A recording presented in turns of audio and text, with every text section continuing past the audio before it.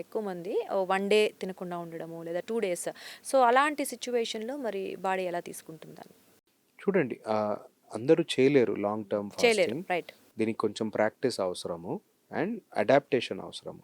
So, ఇలాంటి సిట్యుయేషన్‌లో long term fasting కావాలి అంటే మన బాడీలో చాలా డిఫెన్స్ మెకానిజమ్స్ వస్తాయి. సో, ఇంపార్టెంట్ ఏంటి అంటే అడిక్వేట్ హైడ్రేషన్ మెయింటైన్ చేయడము, నీళ్ళు తాగడము అండ్ ఫాస్టింగ్ చేయడం. బట్ చేయలేరు అంటే డోంట్ ఫోర్స్ చేయకూడదు. ఇంపార్టెంట్ మనకేందంటే అంటే మనకి నీరసం వస్తుంది అన్నప్పుడు ఆబ్వియస్లీ ఆపేసేయడం ఇంపార్టెంట్. ఆపేసేయడం.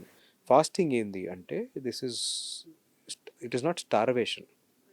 మనము ఆకలితో ఉండి we are not trying to kill ourselves. Of course. మనం ఒట్టి ఏందంటే మన డైజెషన్ ప్రాసెస్ని ఒక ప్లాన్డ్ రెస్ట్ ఇస్తున్నాము.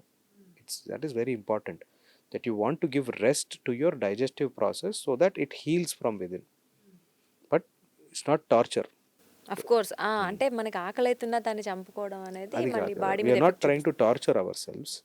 మనము మన బాడీని హీల్ అవ్వడానికి టైం ఇస్తున్నాము కానీ సెల్ఫ్ టార్చర్ కూడా మనం చేయకూడదు.